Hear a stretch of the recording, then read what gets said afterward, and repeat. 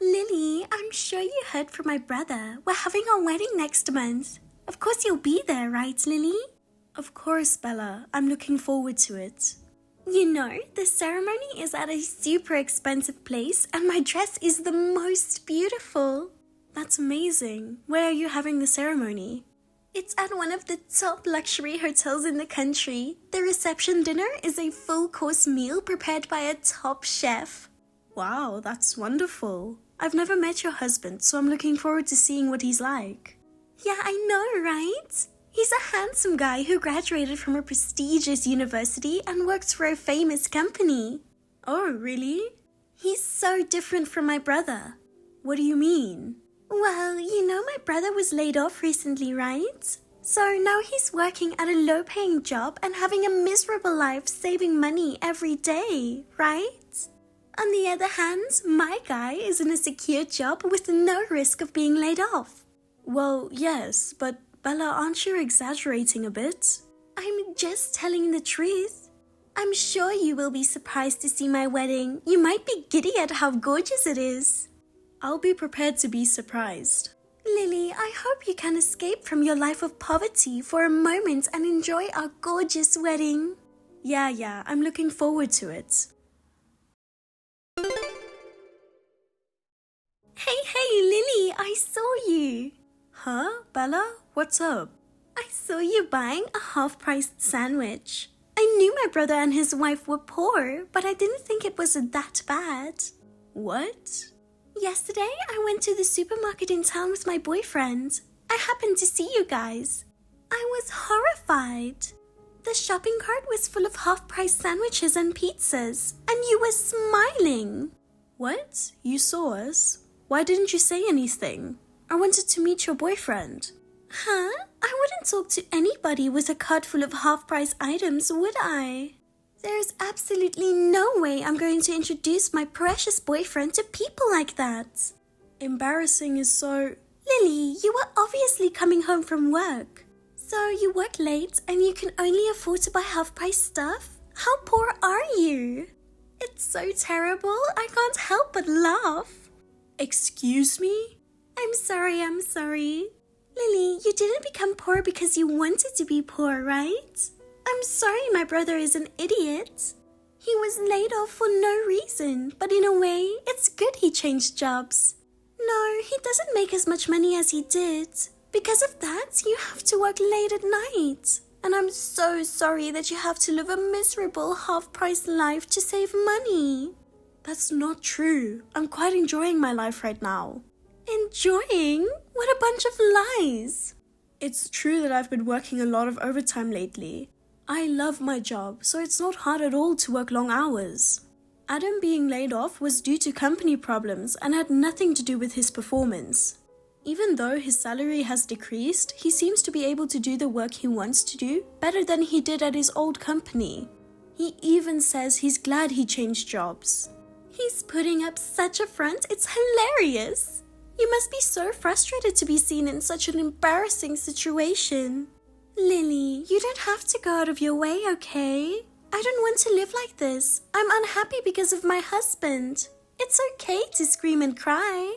No, I don't think I'm unhappy. Looking at you, I realize how blessed I am. My fiancé is a first-class university graduate and a member of an elite company. I'm in the winner's circle for being able to marry such a handsome man. I'm sure I'll never have to buy half-priced food. What's wrong with half-priced stuff? The store doesn't have to waste food. And the half price doesn't mean the taste is any less good. I think it's a good thing. You poor thing. You're the bottom of the barrel. Huh? Eating half-priced sandwiches and being happy about it? Happy about it, in my opinion, is the bottom of the barrel. If you keep eating cheap food, then you'll be cheap inside. I've made up my mind. You can't come to my wedding. What? The other day you said you wanted me to attend your wedding. So I changed my mind. I don't want to be celebrated by poor people. Your aura of poverty would spread to everyone. I don't want you to screw up my wedding. Aura of poverty. To be honest, I'd rather my brother didn't attend either. But it's hard to make your relatives miss a wedding, isn't it? But his wife is not family. So it doesn't matter if you don't come to the wedding. Oh my god.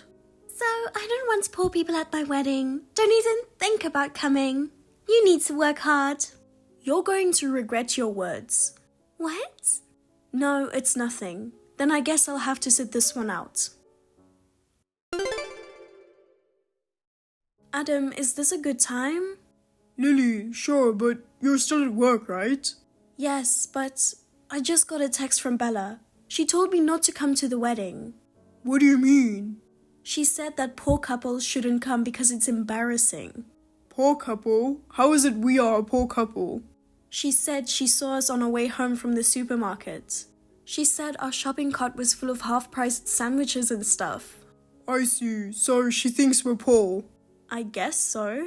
What the hell? She invited us to the wedding just the other day. But, well, if she's going to be like that, we'll just have to sit this one out. I don't think I want to go anyway. But she said it'd be fine if I just don't go. You're the bride's brother, so she has no choice but to invite you. No choice? The bride and groom are the stars of the wedding. If the star says don't come, then there's no choice but to stay home. God, I feel really bad. I'm sorry. No, I'm the one who should apologize.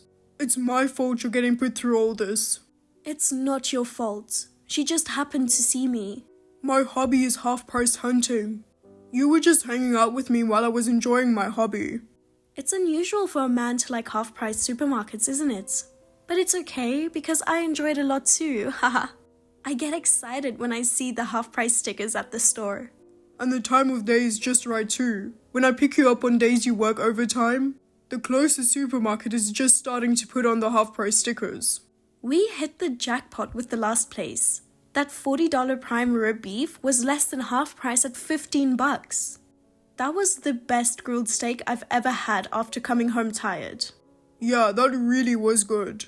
Well then, let's go out looking for half-price items again today. Actually, I'm going to work overtime again today. What? The new guy made a big mistake at work again. But as usual, it's a boss's job to clean up their subordinate's mess. Again, it's a new guy from hell. I heard he graduated from a top university, so I had high expectations for him. I didn't expect him to be such a pain in the neck. He didn't even thank me for working on my day off. Oh, the one from last month? That was the reason you missed the meeting with Bella and the family. That's right. I wanted to meet Bella's fiancé too. That new guy, he totally forgot he was supposed to be at work on Sunday and cancelled his shift. It was an emergency and I had to leave, and it was a big pain in the neck. The look on your face when you came home from work that night scared the hell out of me. And what's more, today when I came to work in the morning, he suddenly said, "Please come to my wedding next month." It was the same day as Bella's wedding. So I was thinking of turning it down, but I'm not going to Bella's wedding. I might as well go to his wedding. It was the same day? Well, then you might as well go and enjoy yourself. You're his supervisor after all. That's true. Then we'll go to our respective weddings on the same day. Well, I better get back to work.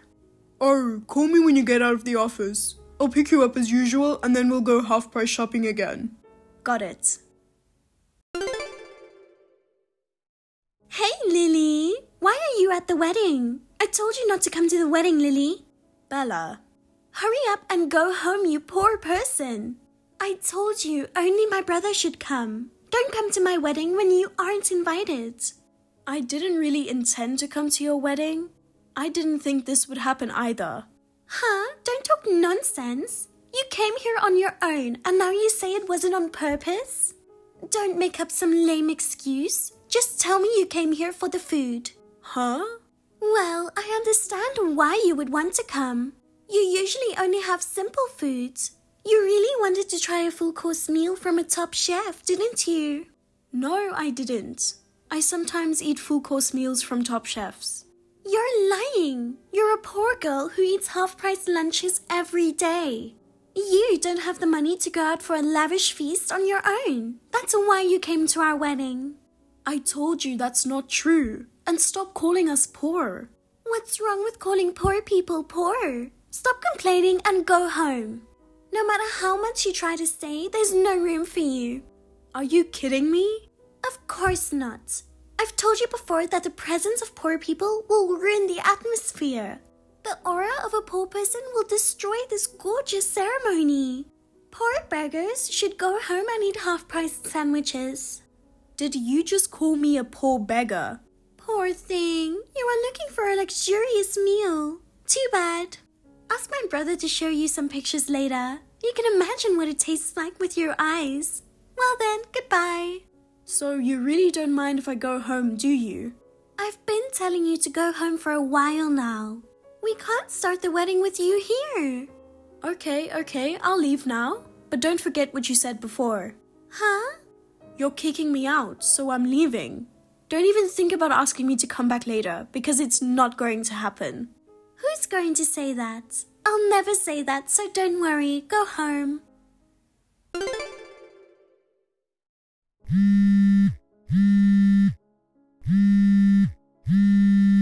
Lily, where are you now?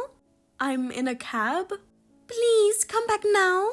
Excuse me? What are you talking about? You just kicked me out a minute ago. It's not that. I didn't know you were the groom's boss. Lily, I heard you're the head of the department Mike's in. I had no idea. I didn't hear anything either, so I was surprised. And before I could ask you what was going on, you kicked me out. Well, thinking back, I didn't even attend the meeting with the groom's family. No wonder I didn't know the groom. Well, the reason for my absence was also because of the groom. What do you mean? Originally, he was supposed to work on Sunday, the day of the meeting, but he forgot all about it.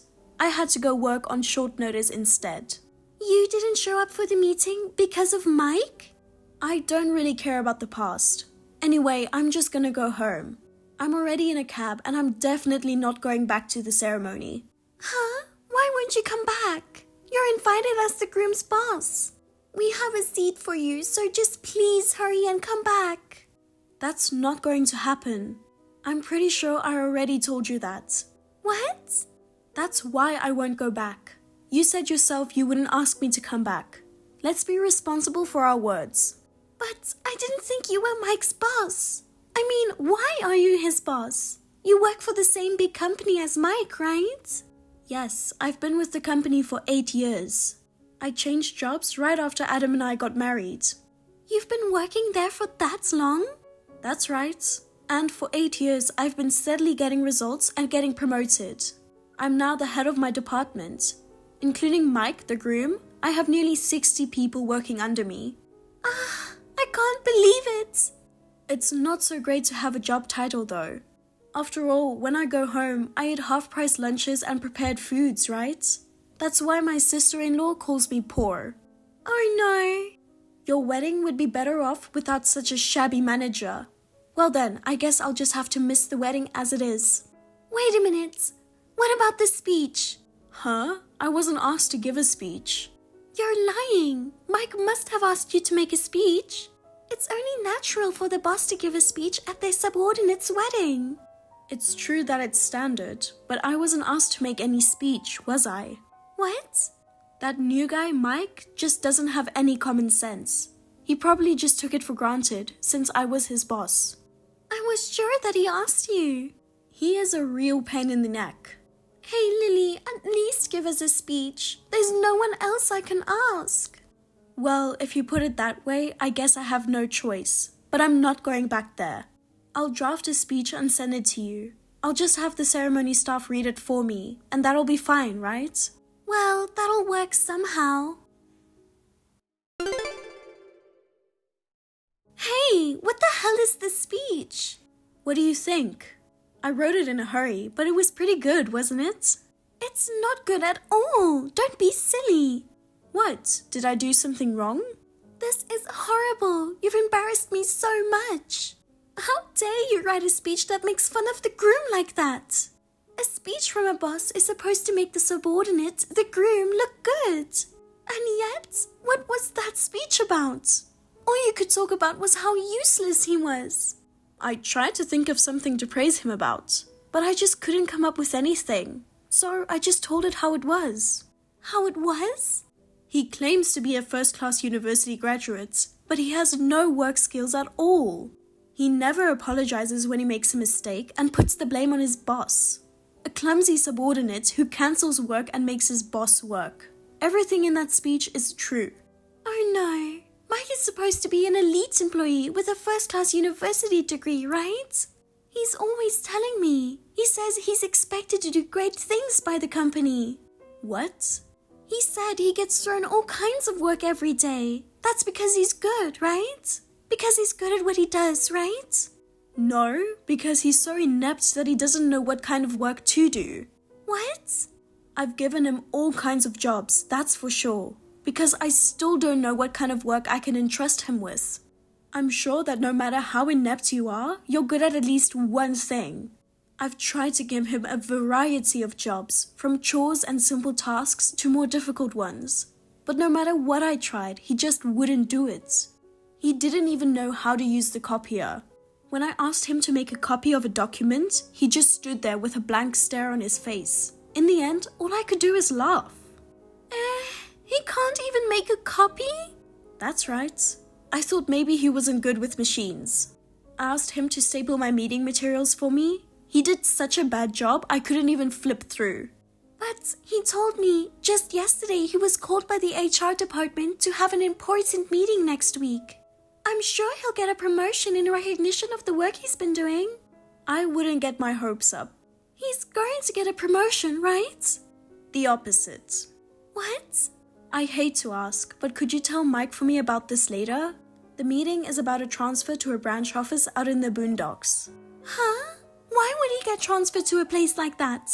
Of course, it's because he's incompetent and can't do his job. It's a matter of course that they would want to have somebody more competent at the head office. Oh no, I was planning to be a housewife after marrying him. I just submitted my resignation at work the other day. Well, if you're quitting your job, you're just in time. It's better for you to be together than newlyweds living separately. Why don't you just go with him to the countryside? No way! It was hard to write a speech for such a clunker of a subordinate. But I did a pretty good job of keeping it all together, didn't I? I'm sure even this clunker will be happy with this bride. Because the bride is a clunker of the same level. Are you kidding me? Our wedding was ruined because of you. Everyone found out that the groom is an idiot. And they also realized I'm an even bigger idiot for not recognizing the groom's boss. It was mentioned in the speech that I called you poor and kicked you out of the venue. So my parents and relatives were furious with me. The atmosphere at the venue was ruined. And it was the worst wedding ever. Don't complain to me about it. I just wrote the speech as I was told. I did my best to write my speech well. I'm telling you, Mike, the groom, is even angrier than I am. He said he was embarrassed because of you. He went on a rampage at the ceremony. He overturned the tables and broke all the equipment at the ceremony. What are you going to do to pay for it? Wow, is he the type to hit things when he's angry? Sounds like you're gonna have fun being married to him. I really don't know what to do. I'm never going to be able to move to the country. I married him thinking he was an elite winner. If I had known he was like this, I never would have married him. Well, you two should talk about this. Anyway, I'll leave you now. Lily, we've got a problem. Please pick up the phone.